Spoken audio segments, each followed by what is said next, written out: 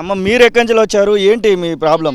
Department sir, గత ప్రభుత్వం ఇచ్చిన 317 జీవోల నుంచి మేము రంగారెడ్డి జిల్లా నుంచి నాగర్ కర్నూలు జిల్లాకి అయింది సార్. దాదాపు రోజు 200 కిలోమీటర్లు ప్రయాణం చేసి పొద్దున 6 గంటలకు పోతే సాయంత్రం 7-8 అవుతుంది సార్.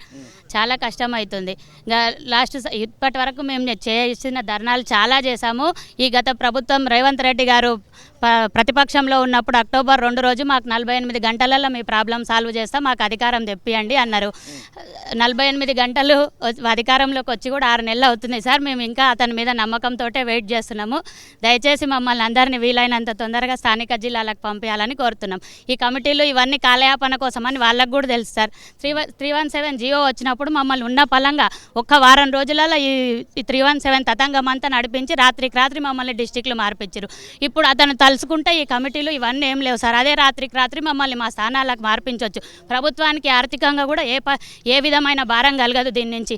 కాబట్టి దయచేసి ఈ ఆడబిడ్డలందరూ వాళ్ళ పిల్లలుగా అనుకొని మాకు న్యాయం చేస్తారని భావిస్తున్నాము. ఇంకా అతని మీద నమ్మకం ఉంది, సార్ మీద న్యాయం చేస్తాడని మేము ఈరోజు కూడా సార్ వాళ్ళ ఇంటికి ధర్నాకు దానికని కాదు సార్ 48 అవర్స్ అన్నాడు. 6 మంత్స్ గడుస్తున్నాయి, ఎన్నికల కూడా అవన్నీ ఇబ్బందులు వచ్చినాయి, మీకు మళ్ళీ గుర్తు చేద్దామని. ఇవన్నీ లేకుండా ట్రాన్స్ఫర్స్ రోజు మీరు ట్రావెల్ చేయాల్సిందేనా? 200 kilometres sir. పొద్దున 6 గంటలకు పోతే 7 గంటలకు పిల్లల్ని బయట వదిలేసిపోతా. బస్ వచ్చే వరకు వాళ్ళు బయట వెయిట్ చేస్తుంటారు. రోజు గత 2.5 సంవత్సరాలుగా ఎగుతూనే ఉన్నాం సార్.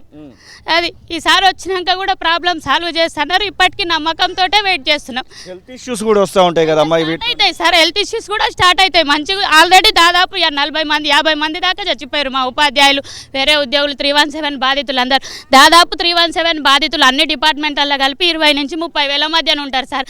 ఈ మామూలుగా పేరు మోసిన సంఘాలన్నీ 317 బాధితులే లేరని చెప్పుకుంటారు.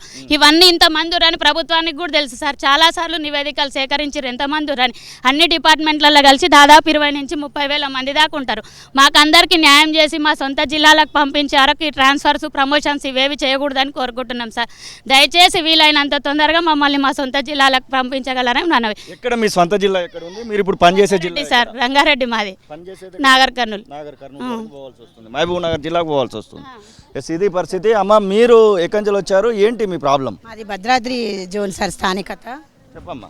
మా మమ్మీ పాపం 4కి లేస్తుంది, మళ్ళీ మమ్మల్ని వదిలేస్తుంది. కానీ పాపం పొద్దున లేచి మా కోసం 6 వంట చేసి పెట్టాలి. పాపం రోజు కాళ్ళతో నొప్పులతో ఉంది 370 జియో వల్ల.